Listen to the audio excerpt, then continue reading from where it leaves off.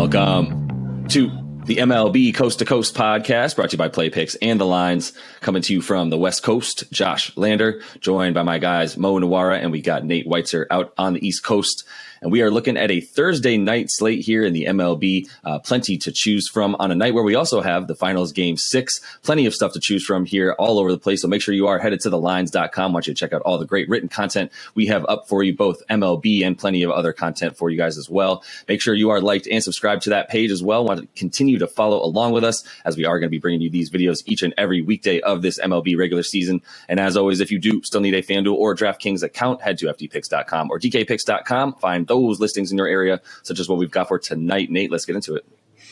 Yeah, it's Thursday, so we got about half-day games. Four of them on the afternoon slate. Some intriguing things to look at, including the A's.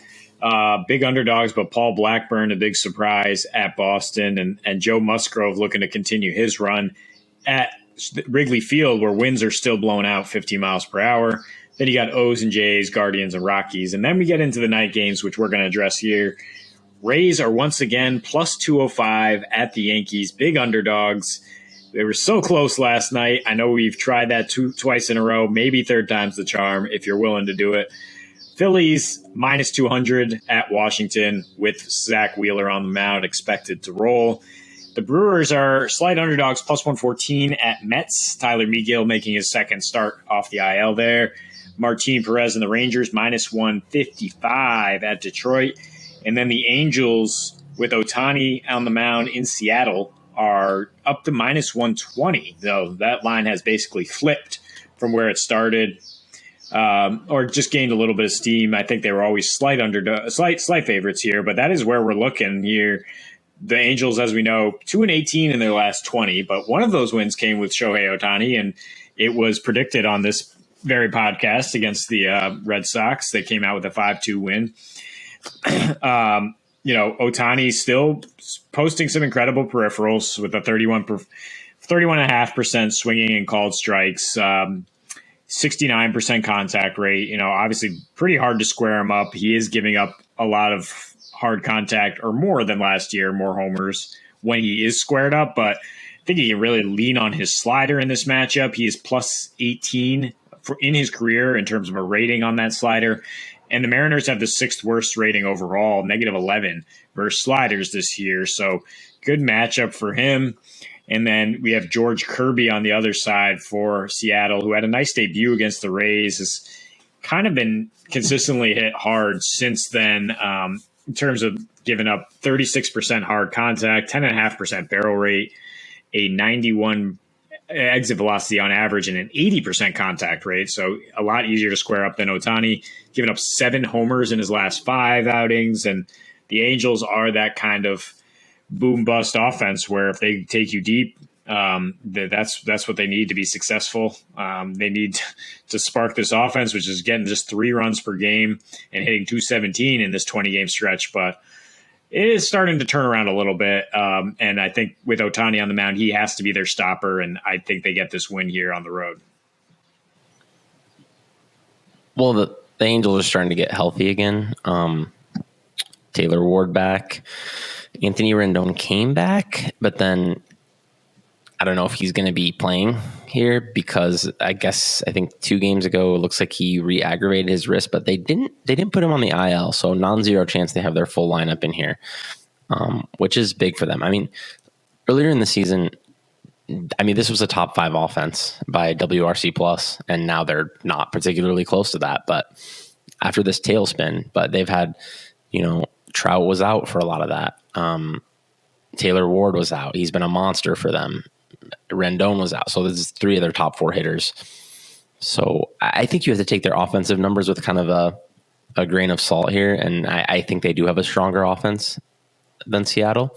And yeah, I think I'm just the high man on Ohtani this year. I'm just like betting him every start. It hasn't gone well the last month or so, but I'm just still trusting in his fielding independent numbers. Still 2.78 Sierra. That's tremendous. 31% called strike plus whiff. That's elite. And his velocity is not trending back down at all. Actually, he was at 98.3 last start, and that's the second best of his season. So I think he's just going to keep throwing really hard and probably a decent amount better than George Kirby. I like George Kirby. I'm interested in this kid. He's got some talent for sure, but I don't think his current ERA situation is going to last. He's got a 91 mile per hour exit velocity allowed, 10.5% barrels, only 26% called strike plus whiff. That's a little subpar. So yeah, I don't think he's going to be quite this good going forward. So I do think the Angels should be just a little bit bigger favorites, like around minus 130. So if you can get around minus 120, I think it's good. Yeah, it's pretty simple. It's Ohtani for the Angels, and it's actually a pretty good matchup, I would say, for those Angels bats against right-handed pitching. They've been a little bit better as well, even though Rendon's missed so much time, and a couple other guys as well for them. So yeah, everything for them on that side of the ball. I mean, it's about the fact that Kirby's not really missing bats to the points you guys make. 22% whiff rate. He's not walking anybody, but he also has that 31%, better than 31%, higher than 31% rather. In terms of fly ball rate as well. So if these Angels are able to make contact to the extent that they can, and those balls are leaving or going in the air, there's a chance they leave the park. Good sign for the Angels there. It's obviously the time to take them with Ohtani on the mound. So moving on to my Metropolitans here. We are in New York as Milwaukee is taking on the Mets at Citi Field. The Mets are at minus 134. We've got Aaron Ashby and Tyler Megill. We've got a pretty good matchup here, guys. So where do you start with this one, Nate? Yeah, I mean, I want to go to the Mets trend in terms of just bouncing back this year. That is the mark of a turnaround team here, where they fell into that slump last year. They couldn't bounce back after losses. They're 18-4 straight up after a loss and 17-5 against the run line. Also 19-7 as home favorites. And the question mark is, of course, Tyler Megill, whether he's going to be able to go deeper, or whether it was an issue with his stuff last time or his stamina that he only went 3.1 innings against the Angels, gave up 5 hits, 2 earned on a 2-run shot there. I think he still has great stuff. I mean, still 13% whiff rate, 3.38 SIERA on the season, better than his ERA would indicate because of that blow up we mentioned before he hit the IL. And I mean, on the other side, Aaron Ashby is Brewers guy with plenty of talent, but when you combine nearly a 4 walks per 9 rate and nearly a 19% home run fly ball ratio, you're going to get into some bad spots. I think he's made up for it with an 11 K per 9 and a 72% strand rate basically this year. But when he's run into good offenses, especially on the road, Dodgers, Phillies, and Braves kind of waxed him, and then the Nats in his last start. So now you're going up against the Mets team that can really hit. I mean, that is getting healthy with Marte back. Pete Alonso barely missed any time, and they're just very dangerous at home. I think they bounce back with the win here, even if Megill isn't at his best, but there is always a chance that he goes 6-7 strong here and returns to the early season form we saw from him. Yeah, I don't have that much to say about this game because I have not that much of a read on these pitchers, I guess. I do like Megill, but he is coming back from injury, and they had him on a shortened outing last time out. And the time before that was his worst start of his career, I guess, and that's when he went on the IL. But yeah, he only pitched 4 innings. So I think he's back and in good form because his Ks and walks looked good in his return, but he got kind of victimized by a 400 BABIP in that game. And then for Aaron Ashby, like you said, he's definitely got the talent. Up there throwing 96 from the left side. That's ultra premium left side velocity.